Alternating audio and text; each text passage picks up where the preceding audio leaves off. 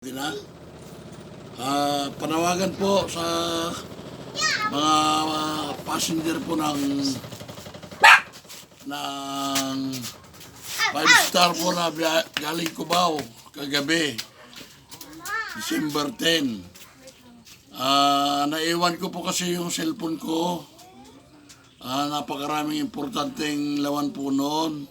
Nandun po lahat yung medical records ko dahil PWD na po ako. At yung mga labor case ko po, yun ang inatinan ko kahapon para umatin ng hearing sa NLRC. Para yun ang awa po, pakiusap lang. Magkikisuyo lang po sana po. Maibalik nyo lang yung cellphone ko kasi PWD na po ako. Naiwan yung kasama yung susi ng motor ko. Pero awa ng Diyos, nakita daw ng konduktor pero yung cellphone wala na po.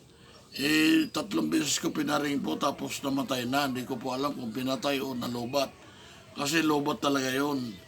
Kaya ko tinabi sa bag ko. Ngayon nung paglagay ko pala sa bag ko, hindi ko naisara. Kaya nalaglag po yung mga laman. Kasama ng sombrero kong naiwan, susi ng motor ko at saka po yung yung pong cellphone. Kagagawa lang po yan, kapapagawa ko lang. Nangutang pa ako ng pambili ng LCD tsaka saka labor. Nakita niyo po yung LCD niyan, may plastic pa, tapos yung case niya bagong-bago po yan, kulay blue. Parang awa niyo po, di man ako sa inyo, makapagbigay ng tulong. Diyos na lang po bahala sa inyo.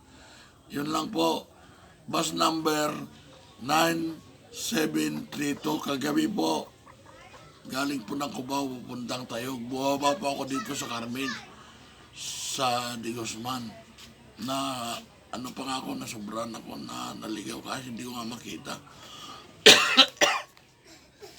Yun lang po, maraming salamat po. Diyos na po bahala sa inyo, salamat po. Yun lang po. Dali po. Bigay ko lang yung number ko.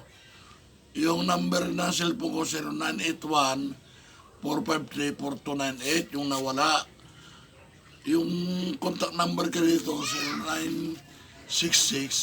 0966-360-879. Yun po, yung pakikontak na lang, tsaka yung Facebook account ko, Fernando Junior Martos po, yung name ng messenger ko. Salamat po sa inyo. Bye-bye.